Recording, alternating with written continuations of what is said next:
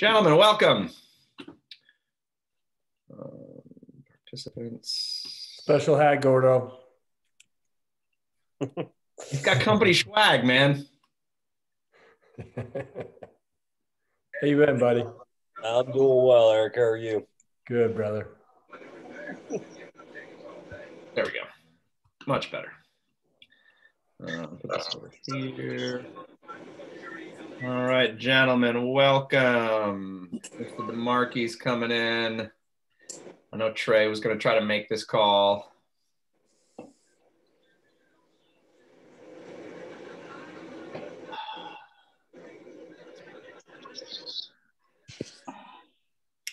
right, for the guys that are on the call, I'm just about to pop sort of the quick agenda in that we want to go over. I know a lot of people won't be able to make this call, but we're hoping you guys can sort of spread this stuff out to the crew, let people know who might have not gotten a chance to watch it. We're going to post it to the YouTube channel, so all that information will be around.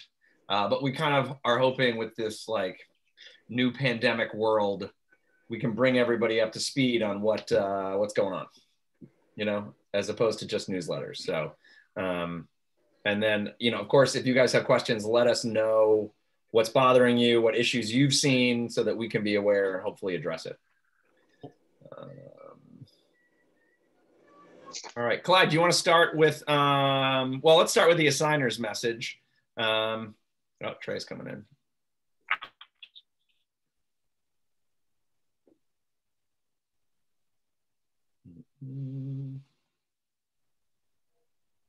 There we go. All right, so this is the assigner's message. They're about 7 days out with assignments, and we're going to keep it to 1 week as we are having a bunch of scheduling conflicts that are popping up.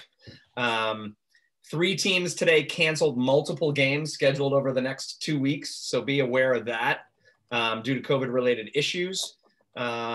Please make sure that your calendar blocks are up to date. They may need to find people on the fly, so they really want to know that we're doing our best to keep our calendars up to date. Again, they need to know who's available, right? Don't wait for the system to decline your games, right? If you're going to decline.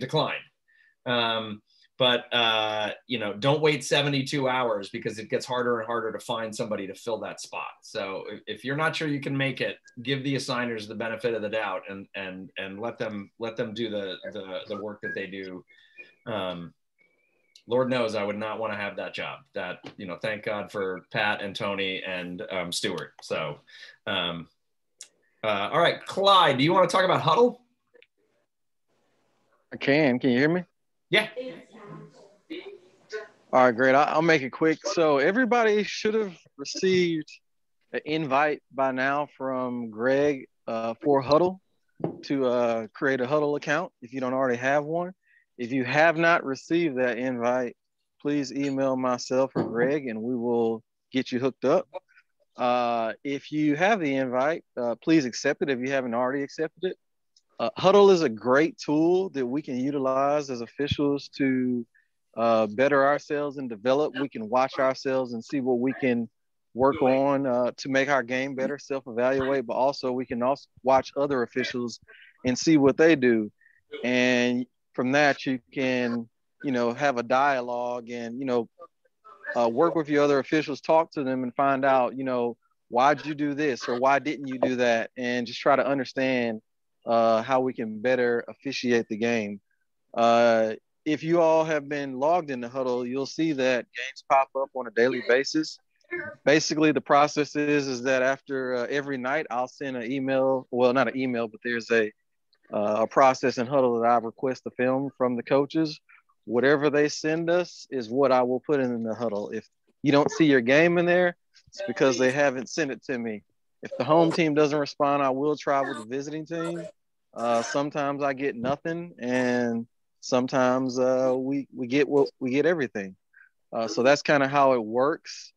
And if anybody has any questions about Huddle, please let me know. With regards to 2020 Huddle films, Huddle only allows us to keep a library of 500 hours of Huddle. And as you can imagine, with the hundreds of high school games we have, that can fill up pretty quick.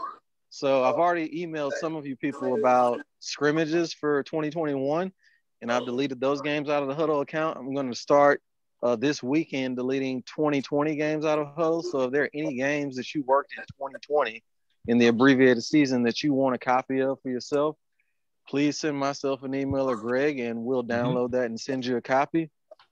If not, that's fine. Just know that those games will be deleted after this week. That's all I got, Greg. Okay. I would. The only thing I would add is the other thing that Huddle is great for is scouting teams. If you're doing a game and you've never heard of them and you hear they're really good, go watch a quarter of one of their games. See what their offense is doing. See what their defense is doing. See what the faceoff guy is doing. You know. So I mean, it's actually quite helpful when you're trying to prepare for a team to know where you need to be and what you need to be looking at. All right. The next thing on our list is professionalism. And I would say, one of the biggest things we need to do is, again, email those coaches in advance. I know I have been guilty of doing it kind of at the last minute. Things got crazy. But, respond appropriately, respond professionally. When you are the umpire or the field judge and you get that email from the referee to the coaches, respond. Yes, I will be, confirmed I will be at that spot at that time, as quickly as possible. We just want to make sure everybody's on the same page, right? In terms of showing up, let's keep showing up, wearing the appropriate uniforms, looking identical. That's going to be really important. And just remember, when you show up at that field, you are being sort of judged and viewed and evaluated right off the bat.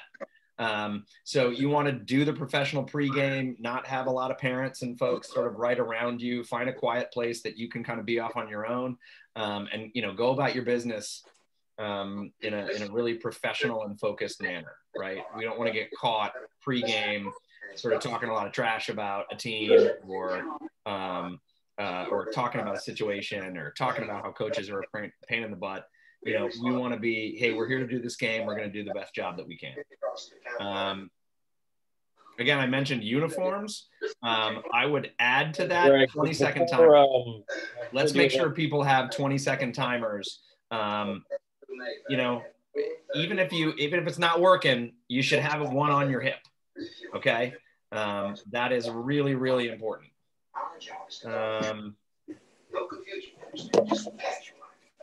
Gordon, do you want to talk about incident reports and sort of specifically details that need to be in incident reports? Sure. Before we go, fellas, just make sure that you are muted, just so we have some good audio quality here. Leave it to me. Oh, this is big. This is really big. Okay. I have to go check the road between the county line. While you're doing that. And then everybody roll through that. I'm muting everybody. So, Gordon, go ahead and unmute yourself. All right. So, okay. I just lost my train of thought. What am I talking about? Incident reports and being specific. Incident reports. Okay. So we've had some incident reports come through. I'd say maybe like 70% of them have all the information that we need. The other 30% have most of what we need, just missing a few little things that'll make it most useful to the board, but more importantly, most useful to the GHSA and the athletic directors who then have to enforce those particular ejections or disqualifications or making note of things. So kind of number one, anytime that anybody, player or coach, is ejected or disqualified, add that one on there as well, you need to get that individual's name and add that to the report. Now, for the coach, is a little easy. You can usually just get that off of Arbiter. But if it's a player, before you leave that field, you need to get on the back of your scorecard, go over to the book, find who number 13 is, and write down that number and that name and add that person in the game report. There is a name field. That's not meant to be blank. That is the player's number. I have had times where I've looked up, the teams are pretty good about posting their rosters online now, and I've pulled that up as well. So just make sure we need a player's name, we need a coach's name, because otherwise someone's like, oh no, I'm not actually number 13. I'm really number 27, but I wore number 13 for that game. And it solves more problems than it does. So make sure you take care of that. The second part of that is also noting what it is that you did. I think I'm still seeing a very good job of everyone doing very factual game reports. So excellent work on that. They've been kind of bang, bang, bang, bang, and here's what happened. Here's what's going on. Some of them haven't always specified what the officiating crew did. The one that has jumped out fairly consistently because it's early in the season is a team without a midline going through the logo, whether it be a solid line, a paint line, a shadow line, a chalk line, whatever. There's not a line there for the first face-off. And so some officiating crew chiefs have typed in, hey, this didn't have a field. We made the coach aware. And now we and the GHSA don't know, did they lose the first face-off of the game, or did possession go to the other team? Because that's the foul that occurs there. So if you're doing something, if it's like a pregame thing and then there's an in-game consequence, make sure to note what it is that the crew did, and then you can wrap up with like the game concluded without further incident kind of deal. But that's kind of the main focus on those game reports: names and what the crew did. Yeah. And again, good job on sending them in quickly. We're getting a lot of them, really either right after the game or sort of early the next morning. So, and just remember, before you send an incident report in, text Pat or call Pat to let him know that something's happening. Because if you're going to wait until the next morning, he's going to get the phone call about what the hell happened with this rule or this ejection or this whatever. Right. I will say, for the ones where there are DQs or ejections or notes about unsportsmanlike conduct or something like that, even if you're the one filling out the game report for the very first time, if you're the crew chief doing that, or if you're worried, if you're going into something and oh crap, I got to write a game report, we will back you up. I look at every game clip that gets sent our way. I did one today, and so far it's been 100% of the time where I'm like, yep, the officials did the exact correct thing based off of this, and the game report matches the video example that we have if we have video. We will back you up. Again, you're there for safety and fairness, and to maintain a sportsman-like atmosphere. So do what you need to do on that front. Write down what you need to write down if you have to go the penalty route there. But give us as many facts as you can, because that allows us to defend you and the crew if a coach decides to dispute something, which I have not seen any evidence for. I just want to make that point particularly clear from the board will be supporting our officials in the event we have to take care of some problem individuals. Yeah. Yeah. Trey, do you want to talk about the face-off?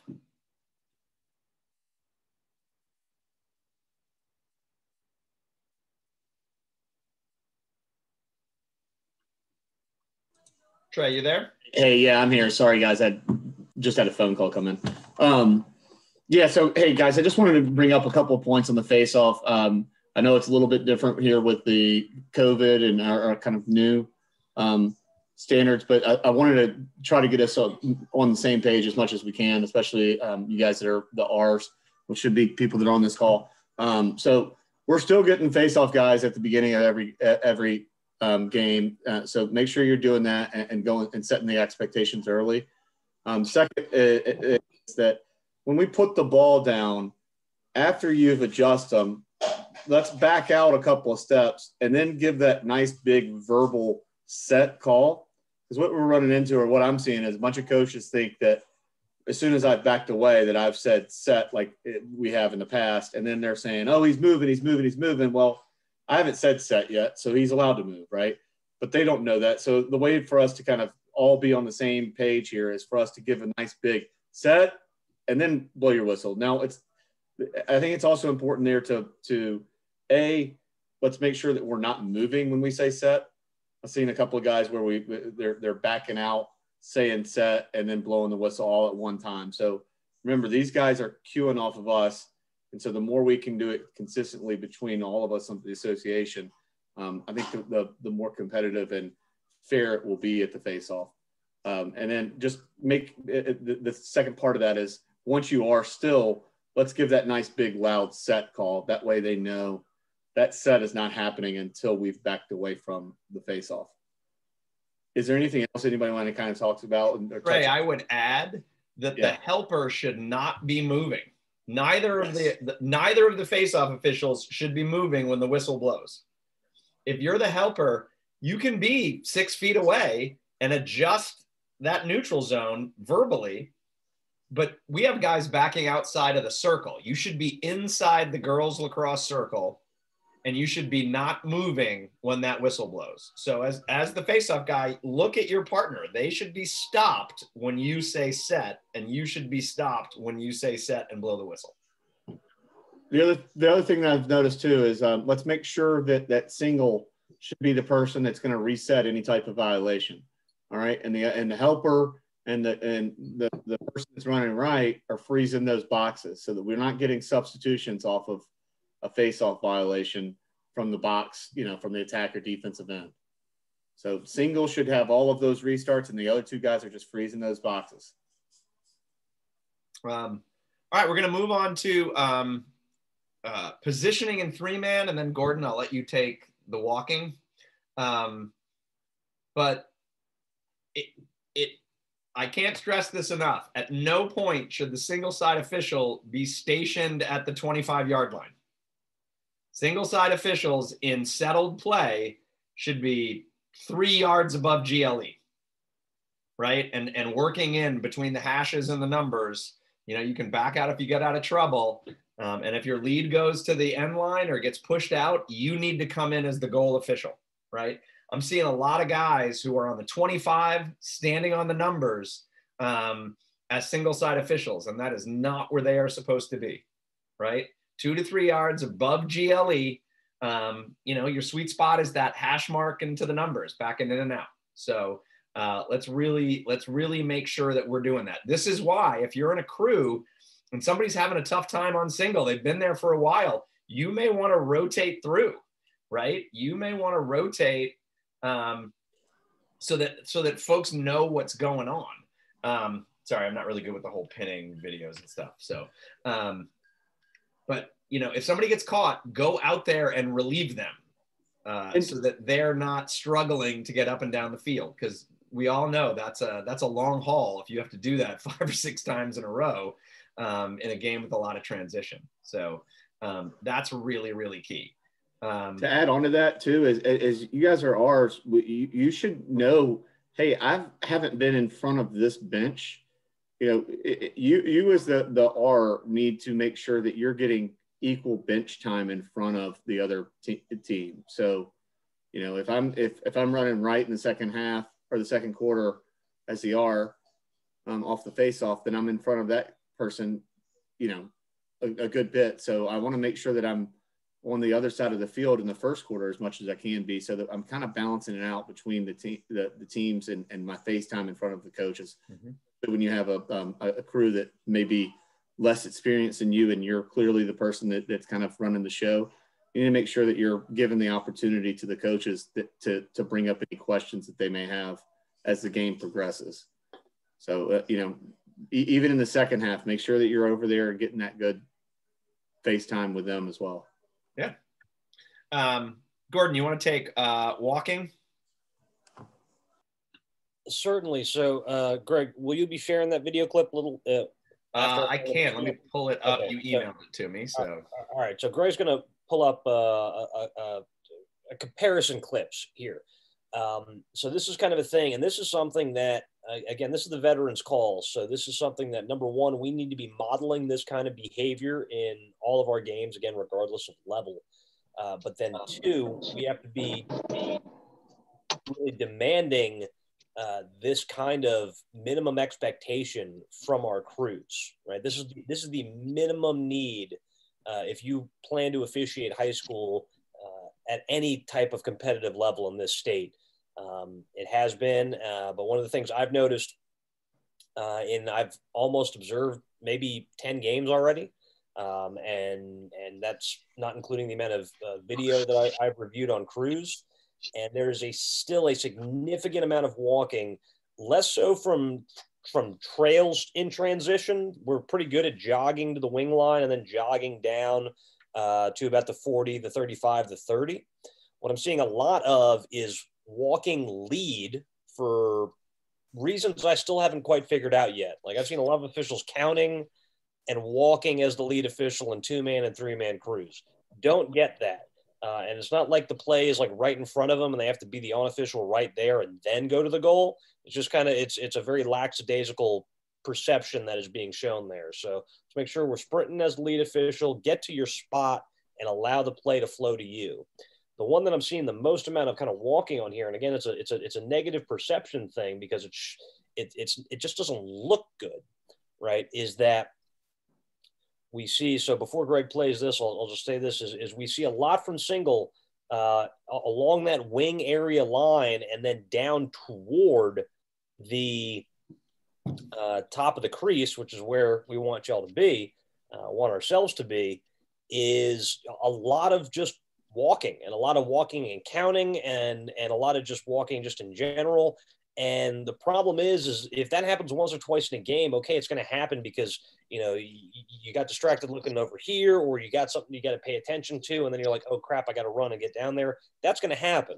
But when these things start building on each other, I'm noticing some habits being formed across the association that we really would like to nip in the butt with this call, and with you all being the leaders to really zero in on single side positioning in 3-man games from this point forward. It's just saying you're going to jog as a single and you're going to get to position. So we're going to watch 2 clips here. We're going to watch in the first clip, the official. These are, I tried to get game footage of the exact same positioning on the same half of the field. And so we have a slight contested play on the far side, not really. And then we have the play still transitioning down on the other official there. And this official is jogging to where he needs to be. He stops a little bit with the play that's kind of gets a little bit spread out. And then the clip moves and he continues down. But if Greg plays that again, just watch. Just look at the difference-wise, the perception that comes out. Put yourself in the observer's shoes, put yourself in the coach's shoes, and put yourself in grandma's shoes who doesn't know anything about what we're doing. Which looks more engaged? Which looks more like you care about getting to the next spot? Which looks more professional? That's the jogging aspect of it. It's not a full-on freaking sprint. That's the lead's job in most cases. But the thing that I've been hammering home in all of my post-game observations in 3-man crews is take care of your crew, right? This isn't, it's not a thing. I'm not worried about getting into position for my sake. Granted, it increases the likelihood that I'm going to make a better call or no call. But if I'm working a game with Trey and we're a 3-man game and he's booking it as the lead official in a quick transition, I equally have to book it as the single because now it's a 2-man game, right? And I don't want to leave him alone when he doesn't have to be, right? So think about partner first in this aspect. The idea here, positioning wise, is trail's the only trail. We call it the rocking chair for a reason. You get to kind of chill a little bit coming up the field. Single side, you're going to be busting your butt. That's just the nature of that position and why we say if you need to rotate, rotate. That's cool. I've put up my hands plenty of times. Be like, hey, guys, I need a breather. Okay, cool. Right? Crew first. And if you keep that mentality in your pre-games with your officials and say like, hey, guys, we need you to be single side. We need you to be at the top of the crease because you're really a second lead official. And we can't be walking from the 40 on one side of the field to the 40 to the 20 on the other side of the field because it just looks awful in video. And that's not also what the teams are paying for, right? Again, remember this, that they are, when we say in our heads, when coach asks for an offside, well, if you want that call, pay for 3. The only way that we're making that call correctly is if we're actually in the right position and getting to the right position when we need to be, right? So keep that in mind. Keep reinforcing for yourself. I do this all the time. I'm just like, I want to know if I'm slacking, right? So I'll have my crew hold me accountable, but hold your crews accountable as the leaders and say, hey guys, we're gonna run in transition as lead and single. We're going to jog up as the trail, and we're going to actively work to support our partners by putting ourselves in a better position. Yeah. And you know, I would add, I've heard guys say, well, did I miss any calls? And it's like, well, you got lucky and you didn't have to. You don't know what's going to happen. So we can't wait until the end of the game to make that assessment that my positioning was fine because I didn't miss anything. You don't know what's coming next. So put yourself in the spot, and your keys will get you to the spot. We just need you to show that hustle, right? Because like Gordon said, it'll go a long way to making everybody think that you're here for a reason, to do a really good job, and you're taking it seriously. And it builds confidence in your partners, you know, and it represents the GLOA. So, you know, let's make sure we're doing that. And it's not just an appearance things, guys. It's also, I mean, you got to have the crease. Like, I mean, if the lead's got the ball, you've got crease. Meaning you've got all the late hits, you've got all the big stuff that's happening, and that's where most of fights happen on the lacrosse field. Believe it or not, it's that big hit that comes in the crease that knocks him into the goalie, or the guy goes flying and something happens. And if you're walking and you're at the 30 and the ball ends up in the crease and you just have the lead there to take responsibility, I mean, we're going to put ourselves in a lot of bad situations. Yeah.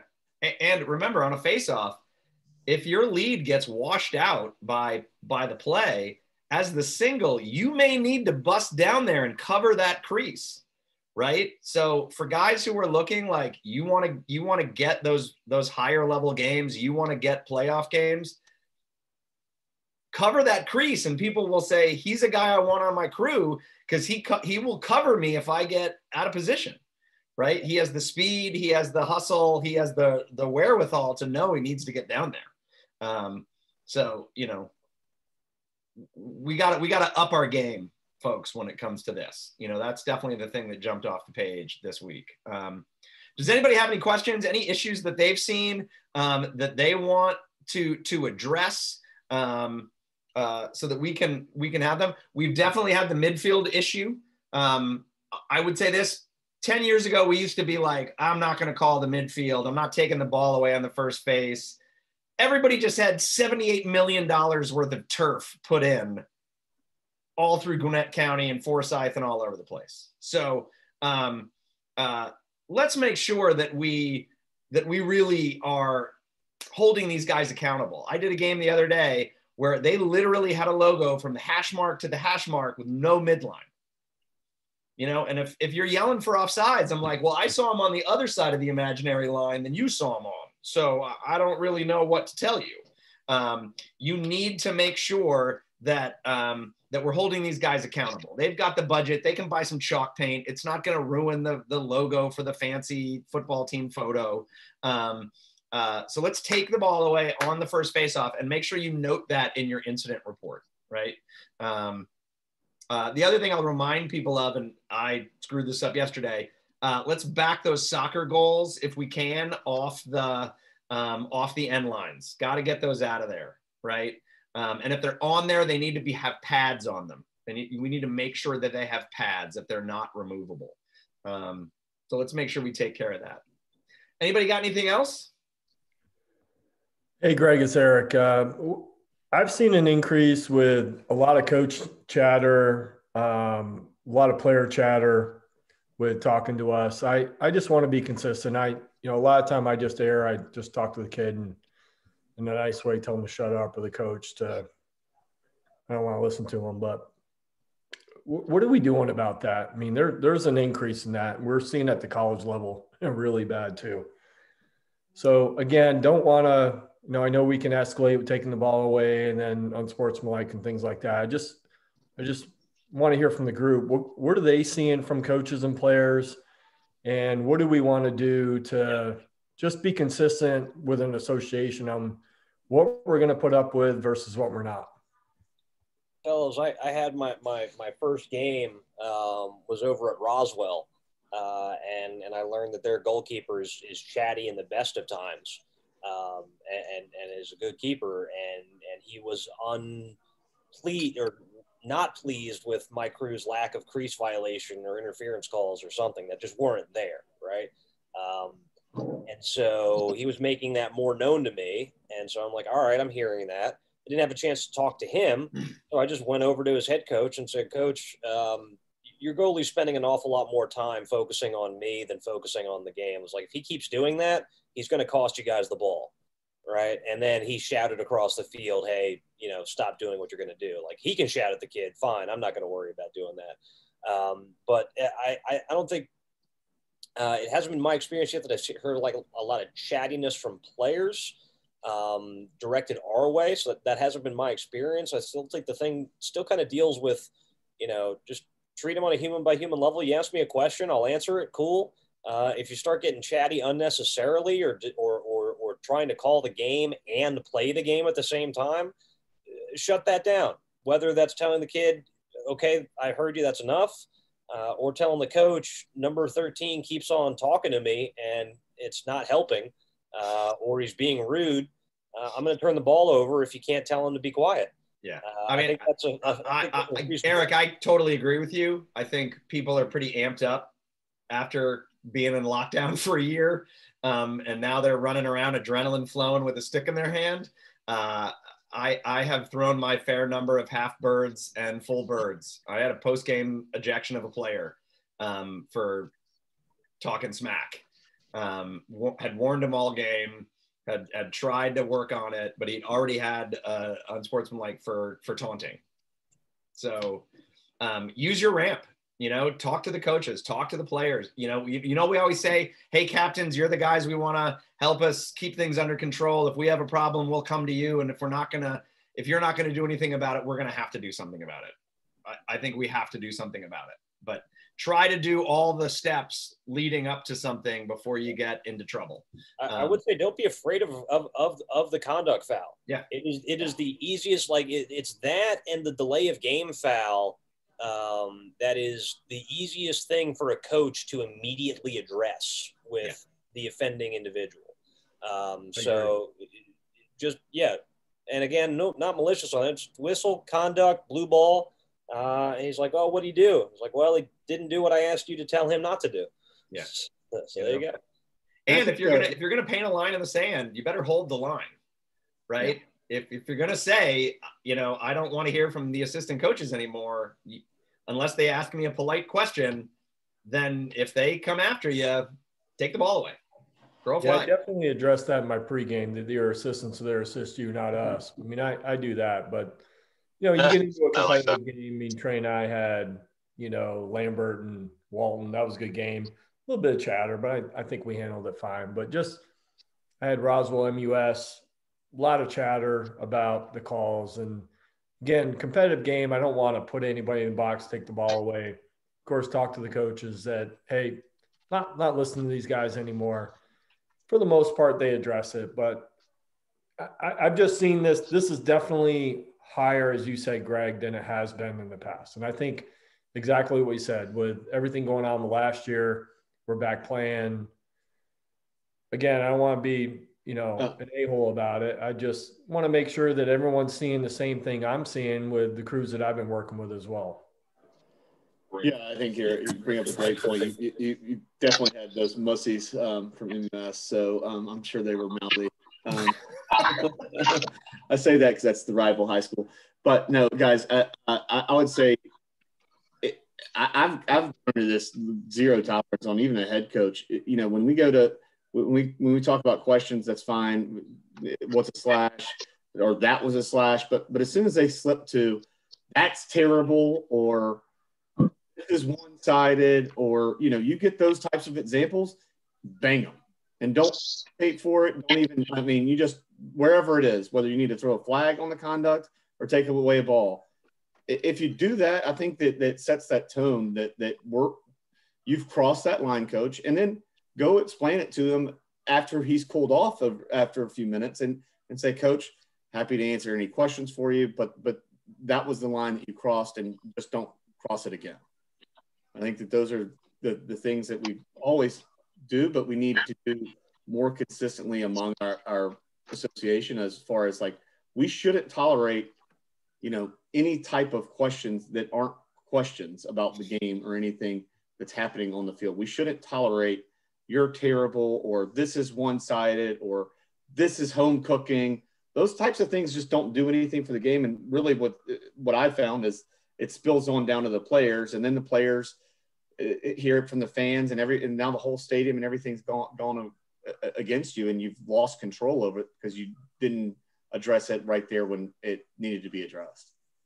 Yeah, I think part of my question, Trey, is just making sure we're all consistent on what we hear, what do we do, and making sure that especially I think most of the guys on this call are probably ours. How are we going to handle that crew? How are we going to handle that? I mean, I had Centennial and Johns Creek, or not Johns Creek. You and I and Clyde were supposed to be on that. Mill Creek. And Mill Creek was complaining about Johns Creek, or I'm sorry, Chattahoochee, I'm sorry, not Chattahoochee, Centennial being on the field like a half a step. I'm like, guys, what's the advantage?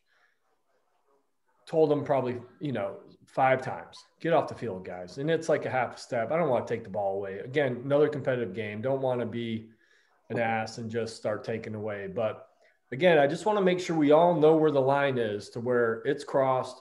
You do X, and you start taking the ball, and we start doing our escalation. So I got to jump in on that, Sure. that idea there, because this is the challenging bit, because everybody's line is a little bit different. Greg's alluded to it, so is Trey, of just like once it's been set, that is now the line of battle in this weird game within a game thing. So for me, I have a difficult time if I've warned a team or a coach 5 times for stepping onto the field for then hitting him for the 6th time he steps onto the field, because what's the 6th time compared to the 5th time?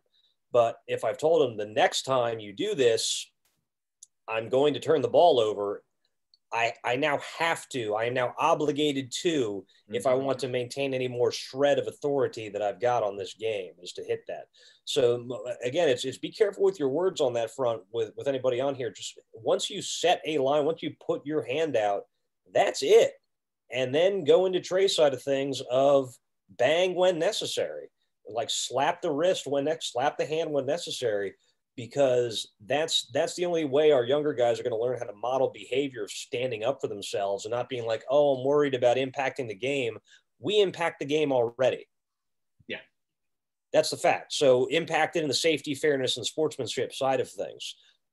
That's the big one that I would say when it comes to, I think we can all kind of recognize the really, really bad stuff. But, and I'll be the first to admit this, is I've allowed some things to go along for too long, because I'm like, I don't really want to worry about that right now. If you're thinking that, you're thinking way too much about that coach's or player's action, and you're not refereeing the play in front of you. So turn it over, be done with it. Gordon, there's a really great presentation that PJ Colello gave a couple of years ago at US Lacrosse. Do you remember that one? On handling coaches. Yeah, the courage for, it was basically like the determination to set the line and then the courage to back it up was his. I will find that presentation and I will post that in the next newsletter. It is one of the best sort of list of not just the ramp, but how to make it look like on film.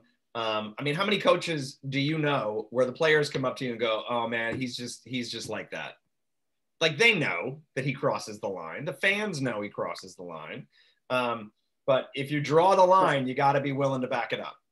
So I will post that. It's a great resource. I've taken a ton of stuff away from that. This is a serious issue. But no, if we'll back you up. Follow the ramp. We'll back you up. And, it's definitely an important issue that we need to address. Anybody got anything else? Everybody clear on the face-off? I just put one in chat to you privately there, Greg.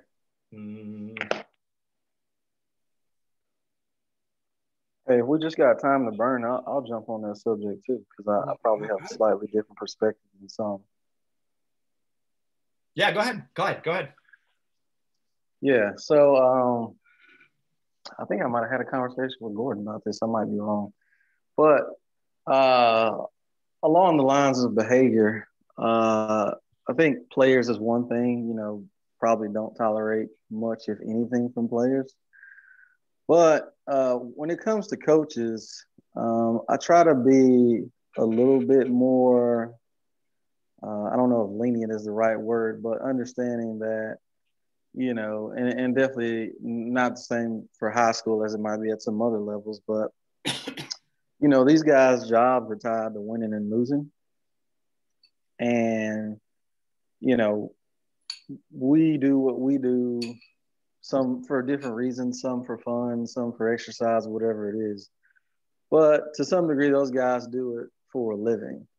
And so because of that, I give them a little bit more grace as it comes to certain things that they may say. And yeah, they're obligated by rule to not display unsportsmanlike behavior, but there's nothing in the rule that says they have to be nice to us, right? They don't have to be our friends. They don't have to be friendly or jovial.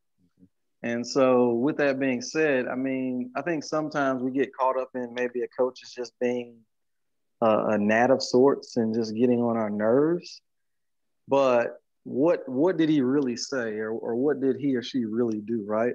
Mm-hmm. Is he just questioning you about every call, or is he saying you guys are cheating, right? Because that's a different thing. He's questioning your integrity. Is he saying that's a bad call, which, he's entitled to his opinion. And fact is, sometimes we make bad calls, right? We don't even know until after we look at the tape. Or, is he saying something more harsh and more severe? So I think we also got to realize that sometimes we go to a game, like every game's going to be a little bit different. Something's going to be required from us differently with, different coaches. And, depending on what's on the line, is there a spot in the playoffs on the line? Is, seeding, whatever it may be. So we got to take all of that into account and not just show up as if it's just a game. Has this team beaten this team for the last, 4 consecutive years or something, right? And kind of that goes into your pregame preparation, understanding what exactly that you might be dealing with aside just officiating the game. So I'm not saying that we shouldn't hold coaches to a standard and handle them when we need to handle them, but let's just be mindful that there's a lot of, as Gordon just mentioned, a game inside of a game. There's a lot of things, that we should be taking into account when we deal with these coaches.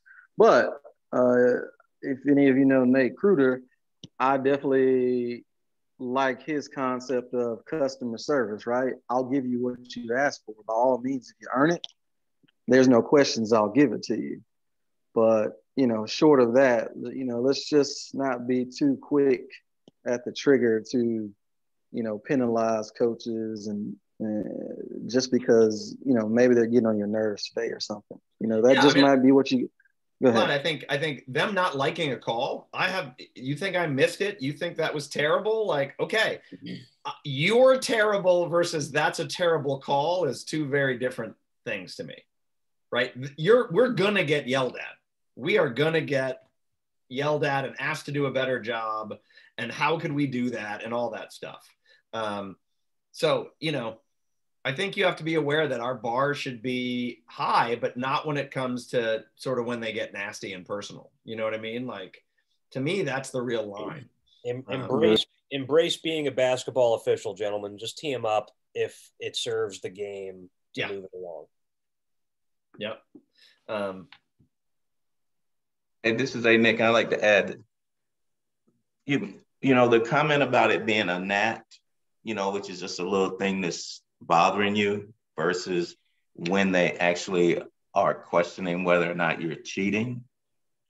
You have to be able to figure out what it is they're saying. I mean, they get paid, we get paid, they're professionals, we're professionals. We have rules of conduct, they have rules of conduct. Everyone's watching, the players are going to pay attention to what they're doing.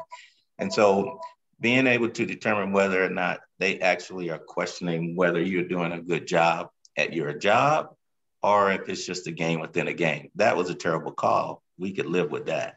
Yeah. You're terrible is different, like Greg was saying. And so being able to understand what it is they are saying and what it is you need to deal with, and then how to deal with them, and developing your relationship with them. They are watching you just like they're watching the teams. With this official, this is their tendency. This is what they do. I can yell at this guy. I can say all these things. I can do that. The other guy's watching and saying, oh, well, if he can do it, then I can do it. And now this person has gotten you to a point where as soon as the other person does the same thing, you want to take a penalty against them. So you have to be aware of what's going on with this game inside the game and how you're handling it. And we all know it's a lot easier to start at the top and pull it back than it is to try to have a game that's gotten away from you and get it back. So let's just do what we need to do and then loosen it up as we go. That's fine. But if you don't take care of business, then they're just going to run over you. And every time they see you, they're going to do it because they're scouting you just like they're scouting their teams. Yeah. One more thing. Oh, God, Trey. So I think everyone's made great points, and I think we're all on similar pages here. Just want to add, hey, let's try to avoid as an association and set this bar with everyone from being across the field and trying to correct the coaches from across the field. And I've gotten to that point too, where I've got someone that's weaker over there. Rotate around, like Greg said, let's come full circle and back onto the rotation and put yourself in the position to be able to talk to coach off the ledge rather than being over on single side and trying to convince them, no, it's this, it's that. Let's try to set that bar high as far as the association of not putting ourselves or bringing ourselves down to their level on and screaming across the field, you know. Yeah, PJ Colella talks a lot about on film, if the coach is yelling at you and you're being really calm, nobody's going to be surprised that you threw a flag. If you're both yelling at each other, it looks like a fight, right? It looks like two grown men having a fight. And we always want to take the higher ground and look professional and calm and in charge. And again, nothing's personal. You know, these guys yell at you and scream at you and they tell you terrible. And the next time you see them, they buy you pizza and a beer. You know, they've totally forgotten about it. We just need to be calm and professional, right? No angry flags. Try to handle it without flags if you can, but you know, we're not saying don't do that, right? When they cross the line, take them.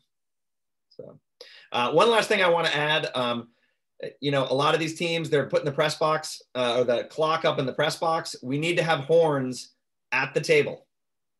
We need to have a horn at the table, a book at the table, you know, balls at the table, all that stuff. So, you know, don't forget those little things, right? This is not just playoff stuff. Like everybody should have it. And if they don't, ask them to get it. If they don't have a horn, take the ball away. Now, if they want to call up and make the buzzer on the big scoreboard horn from the guy up in the press box, I don't have a problem with that. So you can be creative. I've had people pull up a truck and use the horn on the truck to sound a horn. Life in Florida. You know, but we need to have the equipment that we need to have, right? So let's just make sure we're doing that. If anybody doesn't have anything else, thank you all for joining us. Stay safe out there. Keep doing a great job. Thanks, everybody. Thanks, guys. Thank you. Thanks, Greg.